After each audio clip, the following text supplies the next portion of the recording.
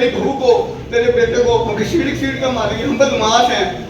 हमें इस उम्र में अगर टॉर्चर किया सर। आप मिनिमम इनको आज कितने में छोड़ सकते हो?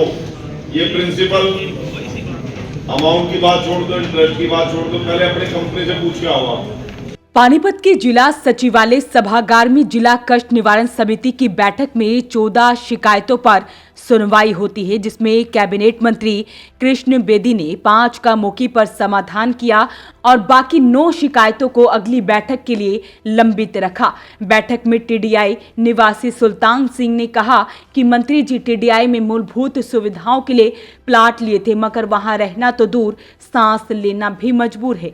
उनका कहना है कि टीडीआई में करीब 500 परिवार रहते हैं, 2200 के करीब प्लॉट है, वहां एसटीपी न होने के कारण पानी निकासी नहीं हो रही, जिस कारण लोगों को दिक्कतें आ रही हैं। तो ऐसे में जहां टीडीआई का मामला गूंजता है, वहीं बैंक अधिकारियों को भी मंत्री द्वारा फटकार लगाई जाती है। पैसों के लेन देन का मामला सामने आता है, बैंक अधिकारियों के खिलाफ भी शिकायत दी जाती है और ऐसे में अंसल का भी मामला यहाँ पर आता है। उनका कहना है कि गंदगी के कारण लोग यहाँ पर दुखी हो रहे हैं। तो ऐसे में यहाँ पर कौन कौन सी शिकायतें आई थी, मंत्री द्वारा किन शिकायतों का समाधान किया था, वो आपको पहले सुनवाते हैं। विधायक के साथ कम से कम 5 कामों की वीडियो भी करूंगा मैं। ठीक यस में ले लो, मिनट्स में ले लो इस बात को। यस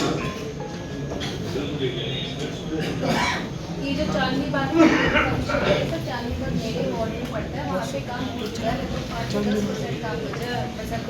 वो इनकी बीमारी है, इनको वो झूठ छोड़ कर रखनी है थोड़ी। काम हो गया वहाँ पे, आप कह रहे काम भी नहीं, वो चंदननगर जो चंदननगर है जी, चंदननगर की जो ऐसी बस्ती है, वहाँ पे अभी इन्होंने सिर्फ 4 पॉइंट डाले हैं जी। चांदनी बाग का चंदननगर भी होता है जो बिहार में। ये कर्मचारियों की और ठेकेदारों की बीमारी है जी। थोड़ा सा 1% 2% छोड़ के रखे, कहीं चिटकने लगाने के, कहीं लाइट के लगाने के, बटन लगाने के। 100% क्यों नहीं करते आप?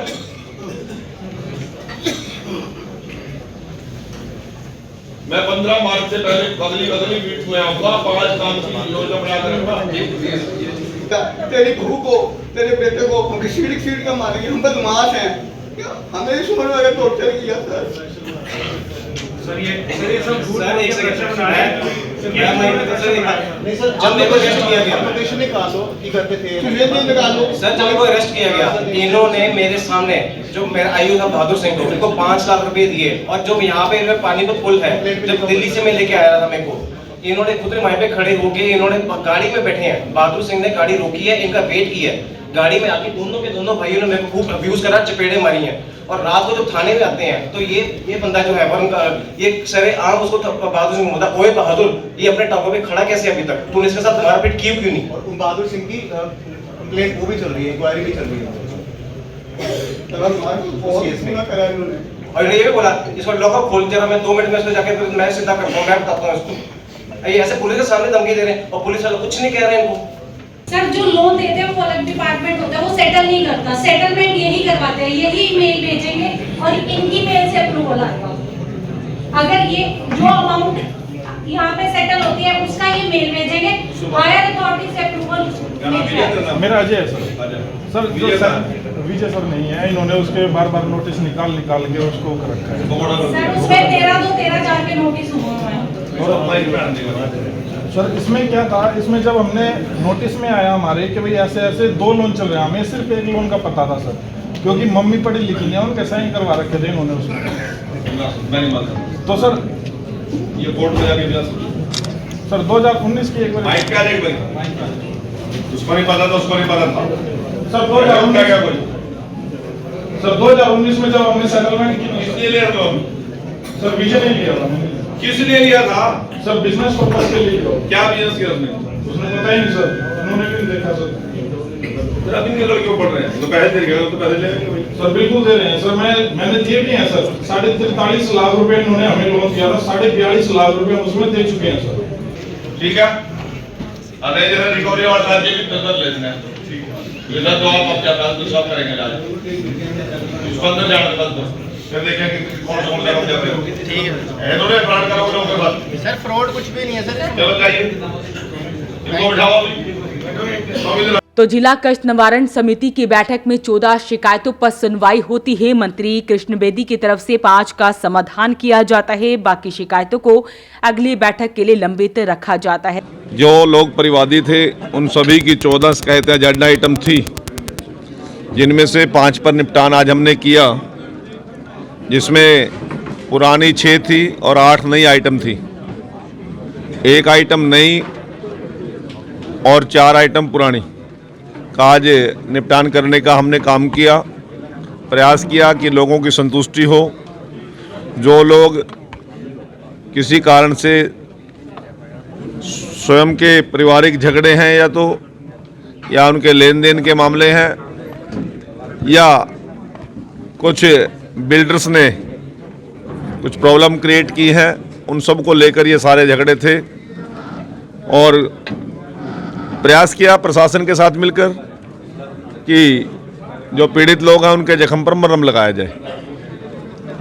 और जिला कष्ट निवारण समिति का यही उद्देश्य है और हमारे माननीय मुख्यमंत्री जी का सीधा निर्देश है कि प्रत्येक महीने में ये जिला कष्ट निवारण समिति की मीटिंग अवश्य हो और संभवतः मंत्री गण ना जा सके तो जिला के डिप्टी कमिश्नर उस ग्रेवेंसेस की मीटिंग को हेड करते हैं।